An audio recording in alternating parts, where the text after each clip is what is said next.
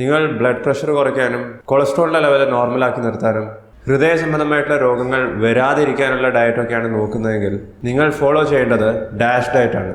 Hi friends, ഞാൻ doctor Prasoon. ഇന്നത്തെ video dash ഡയറ്റിനെ കുറിച്ചാണ്. എങ്ങനെയാണ് നമുക്ക് കേരള സ്റ്റൈൽ ഒരു ഡാഷ് ഡയറ്റ് ഉണ്ടാക്കാൻ സാധിക്കുന്നത്, ഇതിൻ്റെ ബെനിഫിറ്റ്സ് എന്തൊക്കെയാണ്, ആരൊക്കെയാണ് ഡാഷ് ഡയറ്റ് ഒഴിവാക്കേണ്ടത്, ഇതെല്ലാം നമുക്ക് ഈ വീഡിയോയിൽ നോക്കാം. Welcome back to doctor Prasoon. DASH ഡയറ്റിൻ്റെ ഫുൾ ഫോം എന്ന് പറഞ്ഞാൽ dietary approaches to stop hypertension എന്നാണ്. ഇതിൻ്റെ പേര് സൂചിപ്പിക്കുന്ന പോലെ തന്നെ ഇത് തുടങ്ങിയത് ഹൈ ബ്ലഡ് പ്രഷർ കുറച്ച് കൊണ്ടുവരാൻ വേണ്ടിയിട്ടായിരുന്നു. ഹൈ ബ്ലഡ് പ്രഷറിൻ്റെ മറ്റൊരു പേരാണ് ഹൈപ്പർ ടെൻഷൻ എന്നത്. ഡാഷ് ഡയറ്റിൽ പ്രധാനമായിട്ടും ഉൾപ്പെടുത്തുന്നത് ഹൈ ഫൈബറുള്ള ഭക്ഷണങ്ങളാണ്.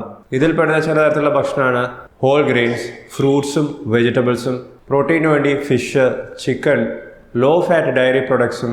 ഡാഷ് ഡയറ്റിൽ റെസ്ട്രിക്റ്റ് ചെയ്യാൻ പറയുന്നത് സോഡിയത്തിൻ്റെ അളവാണ്. പ്രോസസ്ഡ് ഭക്ഷണം, സാച്ചുറേറ്റഡ് ഫാറ്റ്, ഷുഗർ എല്ലാം ഡാഷ് ഡയറ്റിൽ കുറയ്ക്കാൻ പറയുന്നുണ്ട്. ഡാഷ് ഡയറ്റ് കൃത്യമായിട്ടും ഫോളോ ചെയ്യുന്നവർക്ക് 3 കാര്യങ്ങൾ അവരുടെ ബോഡിയിലേക്ക് കൃത്യമായി കിട്ടും.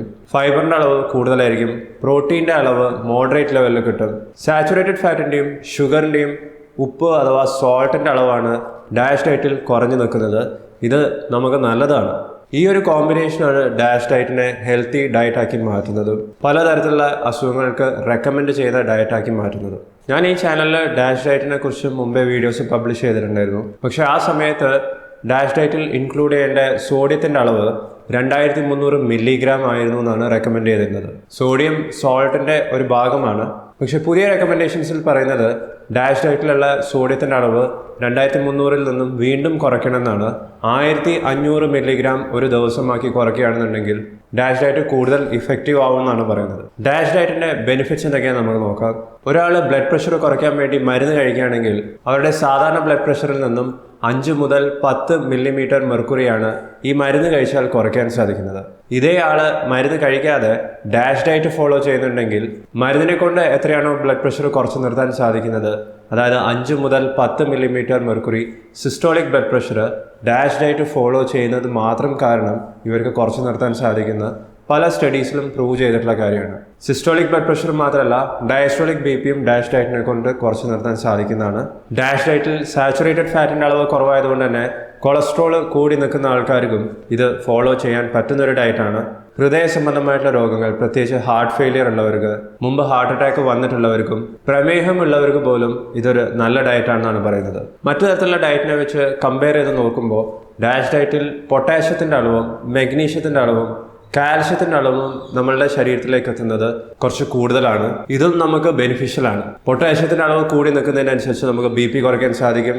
മെഗ്നീഷ്യത്തിൻ്റെ അളവ് കൃത്യമായിട്ടുള്ള ലെവലിൽ മെയിൻറ്റെയിൻ ചെയ്യാൻ സാധിക്കുന്നതിനനുസരിച്ച് തന്നെ പല തരത്തിലുള്ള ഹൃദയ സംബന്ധമായിട്ടുള്ള രോഗങ്ങൾ നമുക്ക് പ്രിവെൻറ്റ് ചെയ്യാൻ സാധിക്കുന്നതാണ്. ഡാഷ് ട്രയൽ എന്ന് പറഞ്ഞ ഒരു ക്ലിനിക്കൽ ട്രയൽ നടത്തിയ സമയത്ത് ഡാഷ് ഡയറ്റ് ഫോളോ ചെയ്യുന്ന ആൾക്കാർക്ക് വെറും 2 ആഴ്ച കൊണ്ട് തന്നെ അവരുടെ ബ്ലഡ് പ്രഷർ കുറയ്ക്കാൻ സാധിക്കുന്നതായിട്ട് കണ്ടിട്ടുണ്ട്. ഹൃദയ സംബന്ധമായിട്ടുള്ള രോഗങ്ങളും സ്ട്രോക്കും പ്രിവെൻറ്റ് ചെയ്യുന്നത് മാത്രമല്ല, സ്ത്രീകളിൽ ഉണ്ടാകുന്ന പോളിസിസ്റ്റിക് ഓവേറിയൻ ഡിസീസും, കുട്ടികൾക്ക് വരാൻ സാധ്യതയുള്ള ADHD അതായത് അറ്റൻഷൻ ഡെഫിസിറ്റ് ഹൈപ്പർ ആക്ടിവിറ്റി ഡിസോർഡറും, ക്യാൻസറിൻ്റെ റിസ്ക് കുറയ്ക്കാനും ഡാഷ് ഡയറ്റ് ഇഫക്റ്റീവ് ആണെന്ന് ചില സ്റ്റഡീസിൽ പറയുന്നുണ്ട്. ഇത് മാത്രമല്ല, നിങ്ങളുടെ വെയിറ്റ് കൂടുതലാണ്, നിങ്ങൾ വെയിറ്റ് കുറയ്ക്കാൻ ശ്രമിക്കുകയാണെങ്കിലും നിങ്ങൾക്ക് എളുപ്പത്തിൽ ട്രൈ ചെയ്ത് തുടങ്ങാൻ പറ്റുന്നൊരു ഡയറ്റാണ് ഡാഷ് ഡയറ്റ് എന്ന് പറയുന്നത്. ഇനി നമുക്ക് കേരള സ്റ്റൈൽ എങ്ങനെയാണ് ഒരു ഡാഷ് ഡയറ്റ് ഉണ്ടാക്കാൻ പറ്റുമെന്ന് നോക്കാം. ഇതിൽ വേണ്ട ഇൻഗ്രീഡിയൻസ് എന്ന് പറയുന്നത് ആദ്യം ഹോൾ ഗ്രെയിൻസ് ആണ്. ഹോൾ ഗ്രെയിൻസ് എന്ന് പറഞ്ഞാൽ പ്രോസസ്സ് ചെയ്യാത്ത തരത്തിലുള്ള ഗ്രെയിൻസ് ആണ്. അതായത് അരി ആവാം, ഗോതമ്പാവാം, മില്ലറ്റ്സ് ആവാം. ബ്രൗണും റെഡും ബ്ലാക്ക് റൈസും ഒക്കെ ഇതിൻ്റെ ഉദാഹരണമാണ്. ഒരു കയ്യിൽ കൊള്ളുന്ന അത്രയും ഭക്ഷണം നമ്മൾ എടുക്കുകയാണെങ്കിൽ അതിനെ ഒരു സെർവിങ് എന്നാണ് പറയുന്നത്. കയ്യിൽ കൂമ്പാരം പോലെ എടുക്കണമെന്നില്ല. ഇത്തരത്തിലുള്ള 6 മുതൽ 8 സെർവിങ് ഹോൾ ഗ്രെയിൻസ് ഒരു ദിവസം നിങ്ങൾക്ക് ഡാഷ് ഡയറ്റിൽ കഴിക്കാവുന്നതാണ്. രണ്ടാമതായി നിങ്ങൾ ഇൻക്ലൂഡ് ചെയ്യേണ്ടത് ഫ്രൂട്ട്സ് ആണ്. നമ്മളുടെ നാട്ടിൽ കിട്ടുന്ന പഴവർഗ്ഗങ്ങൾ ഉപയോഗിക്കാം. അത് നേന്ത്രപ്പഴം ആവാം, ആപ്പിൾ ആവാം, ഓറഞ്ച് ആവാം. സീസണലായി നമ്മളുടെ നാട്ടിൽ കിട്ടുന്ന ഏത് ഫ്രൂട്ട്സും ഡാഷ് ഡയറ്റിൽ ഇൻക്ലൂഡ് ചെയ്യാവുന്നതാണ്. പക്ഷേ ഇത് ഡ്രൈ ഫ്രൂട്ട്സ് ആയിരിക്കരുത്. ജ്യൂസ് അടിച്ചിട്ടല്ല ഫ്രൂട്ട്സ് ഡാഷ് ഡയറ്റിൽ ഇൻക്ലൂഡ് ചെയ്യേണ്ടത്. ഒരു ദിവസം 4 മുതൽ 5 സെർവിങ്സ് ഫ്രൂട്ട് ഡാഷ് ഡയറ്റിൽ നമുക്ക് ഇൻക്ലൂഡ് ചെയ്യാൻ സാധിക്കുന്നതാണ്. ഇതുപോലെ തന്നെയാണ് പച്ചക്കറികളും ഡാഷ് ഡയറ്റിന്റെ ഒരു പ്രധാന ഭാഗമാണ്. Cauliflower, cabbage, carrot, beans, capsicum, tomato, brinjal, beetroot, കിഴങ്ങ് വർഗ്ഗങ്ങൾ ഒഴിച്ചു നിർത്തിയാൽ ബാക്കി എല്ലാ തരത്തിലുള്ള വെജിറ്റബിൾസും നമുക്ക് ഡാഷ് ഡയറ്റിൽ ഇൻക്ലൂഡ് ചെയ്യേണ്ടതാണ്. ഒരു ദിവസം 4 മുതൽ 5 സെർവിങ്സ് ആണ് വെജിറ്റബിൾസ് ഡാഷ് ഡയറ്റിൽ ഇൻക്ലൂഡ് ചെയ്യേണ്ടത്. അടുത്തത് ഡയറി പ്രൊഡക്ട്സ് ആണ്. പാലും പാൽ ഉൽപ്പന്നങ്ങളും. പക്ഷേ ഇവിടെ ശ്രദ്ധിക്കേണ്ടത് ഇത് ലോ ഫാറ്റ് ആയിരിക്കണം, അല്ലെങ്കിൽ ഫാറ്റ് ഇല്ലാത്ത തരത്തിലുള്ള ഡയറി പ്രൊഡക്ട്സ് ആയിരിക്കണം. ഇത്തരത്തിലുള്ള പ്രൊഡക്ട്സ് നമുക്ക് വാങ്ങിക്കാൻ കിട്ടും. സാധാരണ രീതിയിൽ പാലിൽ അടങ്ങിയിരിക്കുന്നതിന് 2 മുതൽ 4% വരെ ഫാറ്റ് ഉണ്ടാകും. അപ്പോൾ ഒന്നുകിൽ 1% താഴെ ഫാറ്റ് അടങ്ങിയിട്ടുള്ള പാൽ ഉൽപ്പന്നങ്ങളോ നമുക്ക് ഉപയോഗിക്കാവുന്നതാണ്. 2 സെർവിങ്സ് വരെയാണ് ഒരു ദിവസം ഇത്തരത്തിലുള്ള ഡയറി പ്രൊഡക്ട്സ് ഉപയോഗിക്കാൻ പറയുന്നത്. ഇത് പ്രോട്ടീൻസിൻ്റെ ഒരു സോഴ്സും കൂടിയായി മാറുന്നുണ്ട്. ഹെൽത്തി ആയിട്ടുള്ള ഫാറ്റ്സും ഓയിൽസും 2 സെർവിങ് വരെ ഒരു ദിവസം നമുക്ക് ഡയറ്റ് ഡയറ്റിൽ ഇൻക്ലൂഡ് ചെയ്യാം. ഇതിലെടുത്ത് പറയേണ്ടത് സാച്ചുറേറ്റഡ് ഫാറ്റിൻ്റെ അളവ് കുറച്ച് നിർത്തേണ്ടതാണ്. അതുകൊണ്ട് തന്നെ ഡയറ്റ് ഡയറ്റിലേക്ക് മാറുന്ന സമയത്ത് നമ്മളുടെ കുക്കിംഗ് ഓയിൽ കോക്കനട്ട് ഓയിലിൽ നിന്നും മാറ്റി മറ്റു തരത്തിലുള്ള വെജിറ്റബിൾ ഓയിൽസിലേക്ക് സ്വിച്ച് ചെയ്യുന്നതാണ് നല്ലത്. കാരണം കോക്കനട്ട് ഓയിലിൽ സാച്ചുറേറ്റഡ് ഫാറ്റ്സിൻ്റെ അളവ് 90% അടുത്തുണ്ടാവും. അപ്പോൾ ഇതിന് പകരം നിങ്ങൾക്ക് ഉപയോഗിക്കാൻ സാധിക്കുന്നത് ഒളിവ് ഓയിൽ ഉപയോഗിക്കാം, റൈസ് ബ്രാൻ ഓയിൽ ഉപയോഗിക്കാം, സൺഫ്ലവർ ഓയിൽ ഉപയോഗിക്കാം. കംപ്ലീറ്റ് ആയിട്ടും കോക്കനട്ട് ഓയിൽ ഉപേക്ഷിക്കണമെന്നല്ല, പക്ഷേ ഇപ്പോൾ ഉപയോഗിക്കുന്ന അളവിൽ നിന്നും കുറയ്ക്കേണ്ടി വരും എന്തായാലും. പ്രോട്ടീന് വേണ്ടി ഫിഷും പൗൾട്രി, അതായത് മുട്ട വേണമെങ്കിൽ ആഡ് ചെയ്യാം. ലീൻ മീറ്റ്, അതായത് ചിക്കൻ ആഡ് ചെയ്യാവുന്നതാണ്.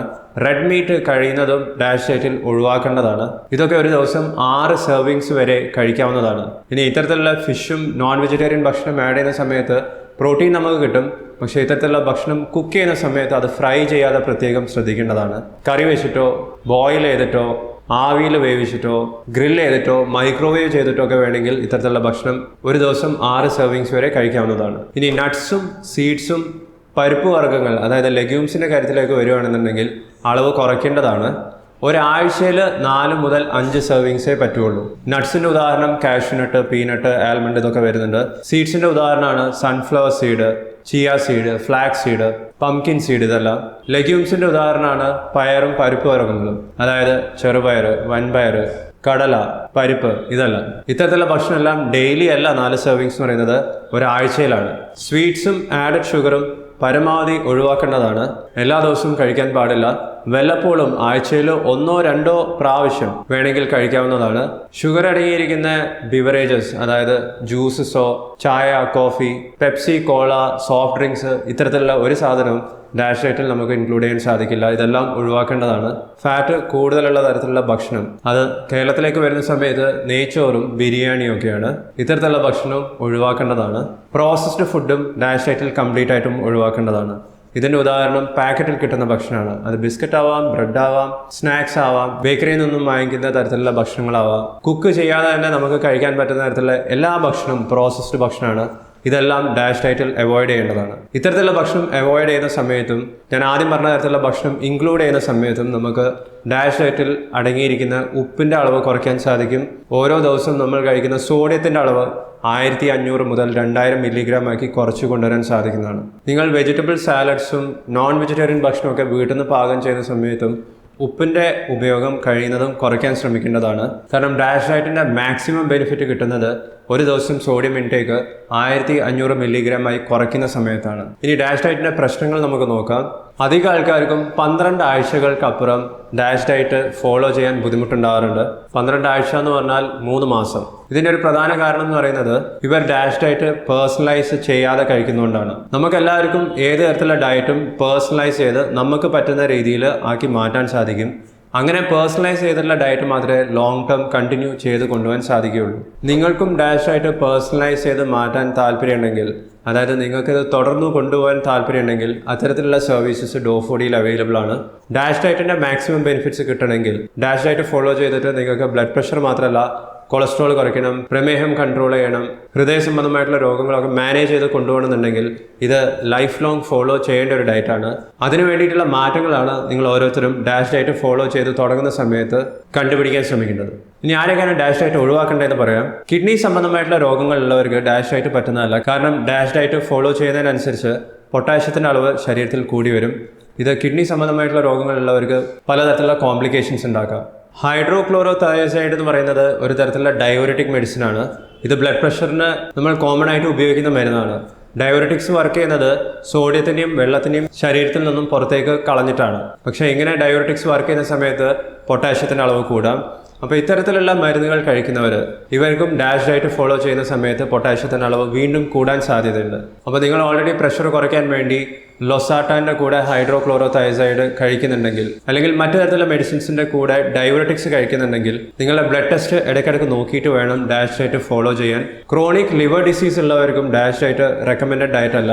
ഇവർക്കും പലതരത്തിലുള്ള പ്രശ്നങ്ങൾ ഡാഷ് ഡയറ്റ് ഫോളോ ചെയ്യുന്ന സമയത്ത് കണ്ടിട്ടുണ്ട്. പ്രമേഹമുള്ളവർക്ക് ബ്ലഡ് പ്രഷർ കൂടുതലാണ്, അതുപോലെ തന്നെ പ്രമേഹമുള്ളവർക്ക് വെയിറ്റ് കൂടുതലാണെന്നുണ്ടെങ്കിൽ ഇങ്ങനെയുള്ള ആൾക്കാർക്ക് ബ്ലഡ് പ്രഷർ കുറച്ച് നിർത്താൻ ഡാഷ് ഡയറ്റ് നല്ലതാണ്. പക്ഷേ ഇവരുടെ ബ്ലഡ് ഷുഗർ കൺട്രോൾ ചെയ്യാൻ കുറച്ച് ബുദ്ധിമുട്ടായിരിക്കും. കാരണം ഡാഷ് ഡയറ്റിൽ പ്രമേഹമുള്ളവർക്ക് റെക്കമെൻഡ് ചെയ്യുന്നതിനേക്കാളും കുറച്ച് കൂടുതൽ കാർബോഹൈഡ്രേറ്റ്സ് അടങ്ങിയിട്ടുണ്ട്. ഇത് പ്രത്യേകിച്ചും ഹോൾ ഗ്രെയിൻസിലൂടെയും ഫ്രൂട്ട്സിലൂടെയാണ് ഇവർക്ക് കിട്ടുന്നത്.